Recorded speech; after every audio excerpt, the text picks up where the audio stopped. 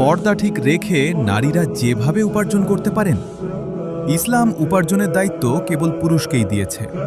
তবে কারো ঘরে যদি উপার্জনক্ষম পুরুষ না থাকে বা কোনো পুরুষই না থাকে আর অন্য কোনো মাধ্যমেও সংসার চালানোর স্রোত না থাকে, তাহলে শরঈ সীমানার মধ্যে থেকে প্রয়োজন মাফিক উপার্জন করতে পারবে। এক্ষেত্রে সবচেয়ে উত্তম হল ঘরে বসে উপার্জনের পথ বের করা। এখন তো এমন কাজের অভাব নেই।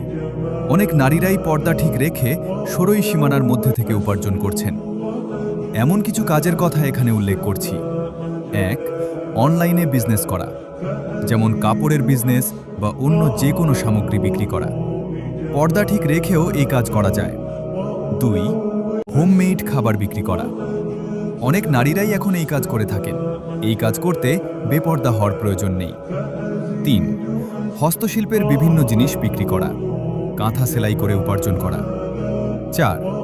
সেলাই মেশিন দিয়ে মহিলাদের কাপড় তৈরি করা। এই কাজ অনেক বিন্দার নারীরাই করে থাকেন। ৫. ছোট বাচ্চা অথবা বড় মেয়েদের পড়ানো। ঘরে বসেই পড়ানো যায়। উত্তম হল নিজ বাসাতেই পড়ানো। ৬. লেখালেখি, প্রুফ রিডিং, সম্পাদনার মাধ্যমে উপার্জন করা। ৭. ঘরে বসে বিভিন্ন বুকশপ বা প্রকাশনীর কন্টেন্ট রাইটার, অনলাইন কার্যক্রম দেখাশোনা বা এ জাতীয় কাজ করা। ৮. কোনো মাদ্রাসায় মেয়েদের পড়ানো। তবে এমন প্রতিষ্ঠানের শিক্ষকতা করা যায়ও নেই যেখানে পর্দার পরিবেশ নেই। ৯. যদি শুধুই মেয়েদের দ্বারা পরিচালিত কোনো কর্মক্ষেত্র থাকে এবং সেখানে বেপর্দা হওয়ার কোনো স্রোত না থাকে, তাহলে সেখানেও কাজ করা যাবে। ১০. অনলাইনে মেয়েদের প্রাইভেট পড়ানো। তবে অবশ্যই ভিডিওতে সামনে না আসা, বরং ভিডিও অফ করে অডিওতে পড়ানো। এরকম আরও অনেক কাজ আছে। ব্যক্তি ও অবস্থাভেদে ভিন্নতা হবে।